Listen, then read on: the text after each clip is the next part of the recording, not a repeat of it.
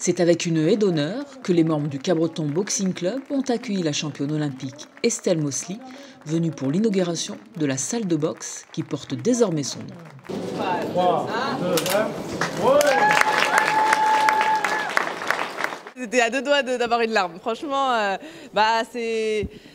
c'est un peu un témoignage de tout ce que j'ai fait et c'est vrai que quand je vois toutes ces personnes qui viennent pour m'accueillir, alors que finalement ma médaille d'or olympique c'était il y a pas mal d'années maintenant, c'était il y a longtemps et pourtant ça reste et ça donne envie de faire encore plus pour tout ce monde de la boxe. Le club de boxe de Cabreton compte plus de 100 licenciés, à majorité féminine. Les membres du club, son président en tête, ont donc fait le choix de donner le nom d'une championne à leur salle d'entraînement.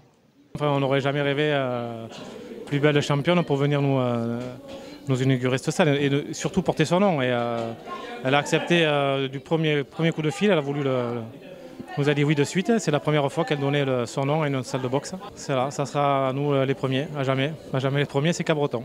Avec le nom d'Estelle Mosley à l'entrée de sa salle et une peinture de la championne au-dessus de son ring, le Cabreton Boxing Club met en lumière la pratique féminine de son sport. C'est un club de boxe où il y a beaucoup de femmes. Déjà d'avoir une entraîneuse, je pense que ça fait la différence. Il n'y a pas énormément de femmes qui entraînent et je pense que là ils sont un peu exemplaires là-dessus. Ça attire forcément davantage de femmes et on le voit même ici à la salle, hein. Comme je l'ai dit tout à l'heure, hein. C'est beau, ça sent bon, c'est propre, c'est nickel, bien rangé. C'est un peu révélateur de ça je pense.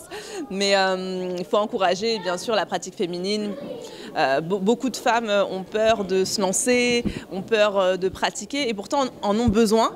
Donc j'encourage toujours ça, moi étant une femme championne, j'encourage toujours ça parce que ça manque encore. Ça manque encore de structures qui permettent de nous accueillir correctement, ça manque encore de personnes qui aient cette affinité aussi avec les particularités que peut avoir une femme, autant physique qu'émotionnelle et que dans le train de vie, on est souvent à gérer plusieurs choses en même temps. Donc bravo à eux pour cette exemplarité. Après la longue séance de dédicaces, la championne du monde et médaillée d'or olympique a pris le temps d'assister à la compétition de boxe éducative et a affirmé son intention de revenir à Cabreton.